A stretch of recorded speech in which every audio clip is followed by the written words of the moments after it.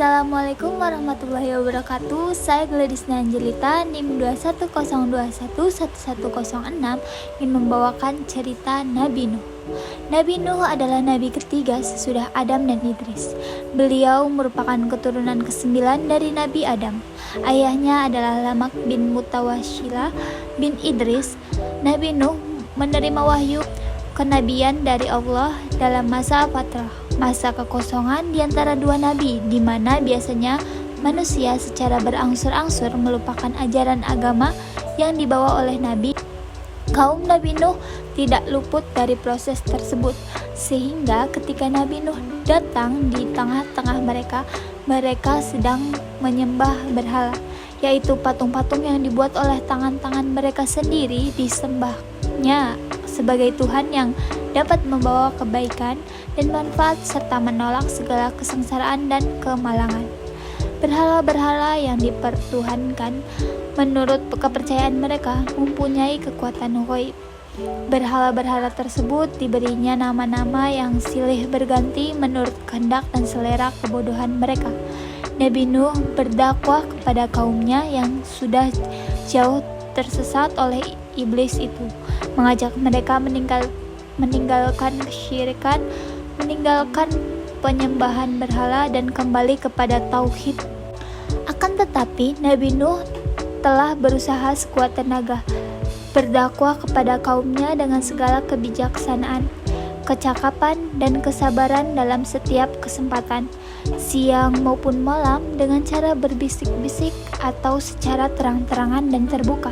Ternyata hanya sedikit sekali dari kaumnya yang dapat menerima dakwanya dan mengikuti ajarannya. Nabi Nuh memimpin mereka keluar dari jalan yang sesat dan gelap ke jalan yang benar dan terang, mengajar mereka hukum-hukum syariat dan agama yang diwahyukan oleh Allah kepadanya. Akan tetapi dalam waktu yang cukup lama, ratusan tahun, Nuh tidak berhasil menyadarkan dan menarik kaumnya untuk mengikuti dan menerima dakwanya, bertauhid dan beribadah kepada Allah, kecuali kelompok kecil kaumnya. Harapan Nabi Nuh akan kesadaran kaumnya ternyata makin hari makin berkurang.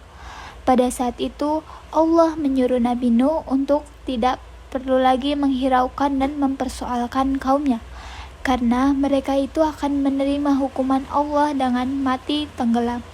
Dan Allah memerintahkan Nabi Nuh untuk membuat perahu yang besar. Setelah menerima perintah-perintah dari Allah untuk membuat sebuah perahu atau kapal yang besar, segeralah Nabi Nuh mengumpulkan para pengikutnya dan mulai mereka mengumpulkan bahan yang diperlukan untuk maksud membuat perahu tersebut. Mereka dengan rajin dan tekun bekerja siang dan malam menyelesaikan pembuatan kapal atau perahu yang besar tersebut. Walaupun Nabi Nuh telah menjauhi kota dan masyarakatnya agar dapat bekerja dengan tenang tanpa gangguan bagi penyelesaian pembuatan kapalnya, namun ia tidak luput dari ejekan dan cemoohan kaumnya yang kebetulan atau sengaja melalui tempat pembuatan kapal tersebut. Setelah selesai pekerjaan membuat kapal, Nabi Nuh menerima wahyu dari Allah. Siap-siaplah engkau dengan kapalmu. Bila tiba perintahku dan terlihat tanda-tanda daripadaku, maka segeralah angkut bersamamu di dalam kapalmu dan kerabatmu, dan bawalah 2 pasang dari setiap jenis makhluk yang ada di atas bumi dan berlayarlah dengan izinku.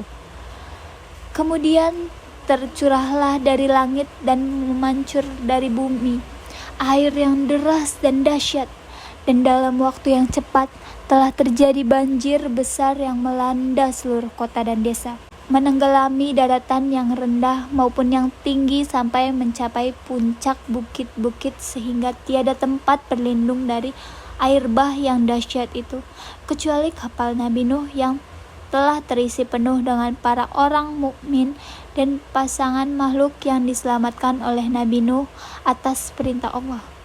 Dengan iringan Bismillahi majroha wa mursaha, berlayarlah kapal Nabi Nuh dengan lajunya, menyusuri lautan air, menentang angin yang kadar kala lemah lembut dan kadang kala ganas dan ribut.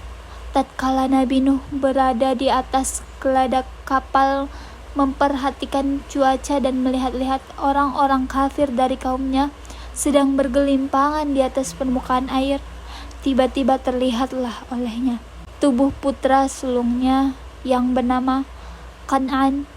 Pada saat itu, tanpa disadari, timbullah rasa cinta dan kasih sayang seorang ayah terhadap putra kandungnya yang berada dalam keadaan cemas menghampiri maut ditelan gelombang.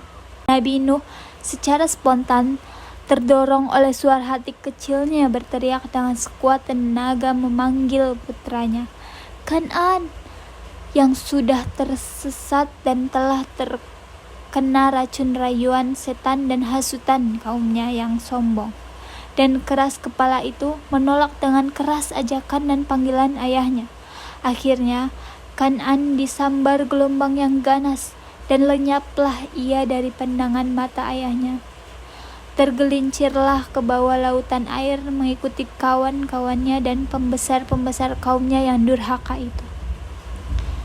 Nabi Nuh bersedih hati dan berduka cita atas kematian putranya. Dalam keadaan tidak beriman kepada Allah, beliau berkeluh kesah dan berseru kepada Allah.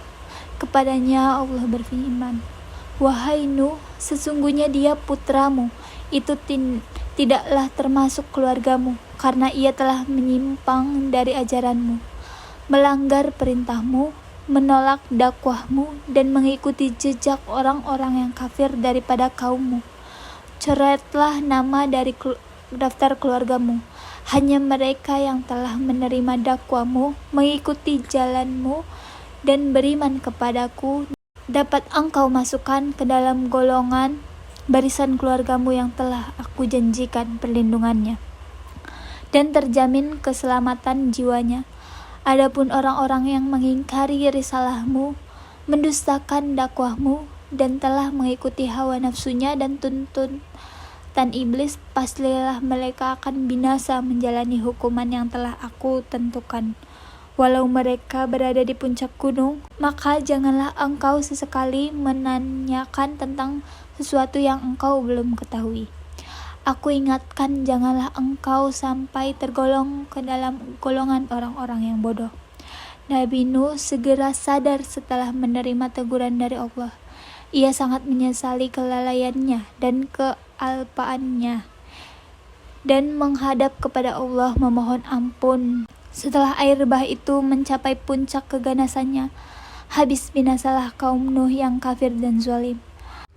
Mungkin itu saja yang dapat saya sampaikan, kurang dan lebihnya mohon maaf. Wassalamualaikum warahmatullahi wabarakatuh.